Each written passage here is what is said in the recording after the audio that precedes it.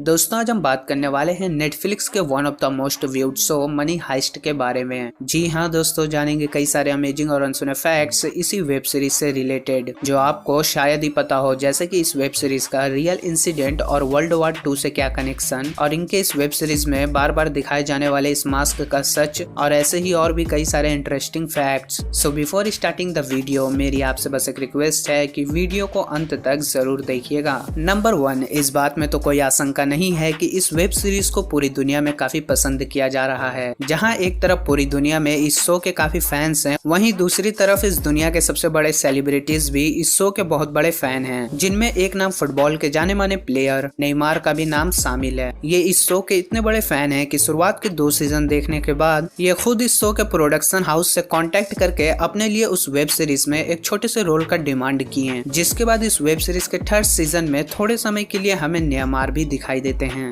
Number 2, इस web series में आपने ये सॉन्ग तो कई बार सुना होगा।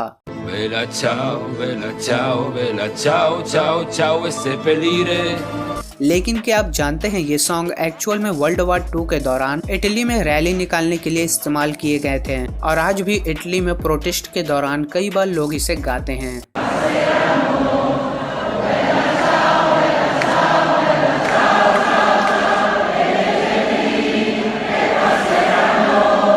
नंबर 3, इस वेब सीरीज में आपने इस मास्क को तो बहुत बार देखा होगा। दरअसल ये मास्क एक बहुत पुराने फेमस स्पेनिश कलाकार के चेहरे का प्रतीक है, जिनका नाम सैल्वाडोर डाली है। ये अपने अजीबोगरीब पेंटिंग्स को लेके काफी चर्चा में रहा करते थे। इनकी कुछ फेमस पेंटिंग्स आप स्क्रीन पर देख ही सकते हैं। शो मेकर्स ने इनके चेहरे के मास्क का इस्तेमाल इन्हें और इनके आर्ट वर्क्स को रेस्पेक्ट देने के लिए किए थे। नंबर 4, इस वेब सीरीज में ये रेड जंप सूट और मास्क वाला पहनावा इतना फेमस हुआ कि लोग हमें इराक, फ्रांस और म्यांमार में कई बार प्रोटेस्ट के दौरान इसी ड्रेस को पहने प्रोटेस्ट करते नजर आए।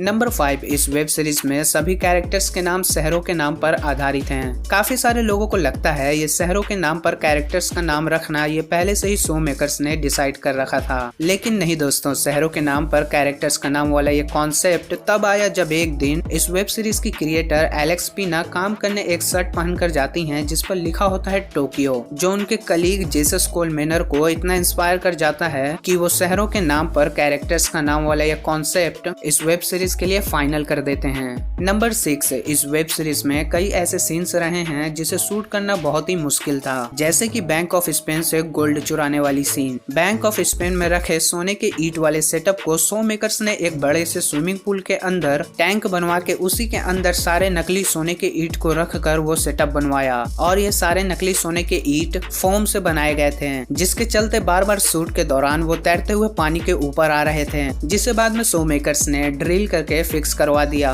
ताकि वो नकली सोने के ईंट अपनी जगह पर रहें। नंबर 7, जैसा कि हमने बताया, इस वेब सीरीज में सभी कैरेक्टर्स के नाम शहरों के नाम पर आधारित हैं। For example Tokyo, Rio, Oslo, Berlin. आपको शायद पता ना हो, लेकिन प्रोफेसर का भी एक अनऑफिशियल नाम होता है जो एक शहर के नाम पर आधारित होता है, और वो नाम है वेटिकन सिटी। ये सिटी प्रोफेसर की ही तरह वेल प्रोटेक्टेड, मिस्टीरियस और नॉलेज से भरपूर है। इस वेब सीरीज में हमें बाहर से जो रॉयल मिंट ऑफ स्पेन देखने को मिलता है, एक्चुअल में इस शो के प्रोडक्शन हाउस चाहते थे वो सीन को रियल वाले रॉयल मिंट ऑफ स्पेन के वहां पर शूट किया जाए, लेकिन Spanish ministry of economy and business ने प्रोडक्शन हाउस को इस बात की परमिशन नहीं दी, जिसके बाद उन्होंने वो सीन को रॉयल मिंट ऑफ स्पेन की ही तरह दिखने वाली दूसरी बिल्डिंग के वहां जाकर शूट किया। नंबर 9, ये वेब सीरीज जितनी इंटरेस्टिंग है उतने ही इंटरेस्टिंग इस वेब सीरीज के राइटर और उनके लिखने का तरीका है। आमतौर पर कोई भी फिल्म या वेब सीरीज हो, पहले उसे पूरा लिखा जाता है, फिर उसे शूट किया जाता है, बट मनी हाइस्ट के साथ ऐसा नहीं है, क्योंकि इस शो के राइटर्स पहले कुछ एपिसोड लिखते हैं और फिर शूट करके प्रीमियर हो जाने के बाद वो लोगों का रिस्पॉन्स और रिएक्शन देखते हैं, फिर जाके वो स्टोरी को आगे लिखना शुरू करते हैं, और शायद राइटर्स के इसी अंदाज के चलते इस वेब सीरीज की स्टोरी इतनी दिलचस्प हो पाई है। नंबर 10, इस वेब सीरीज का ओरिजिनल नाम ला कासा दे पापेल है, जिसका अंग्रेजी मतलब होता है द पेपर ऑफ हाउस, लेकिन ये नाम इंग्लिश ऑडियंस के लिए परफेक्ट नहीं लग रही थी, जिसके बाद इंग्लिश ऑडियंस के लिए इस वेब सीरीज का नाम बदलकर मनी हाइस्ट रख दिया गया।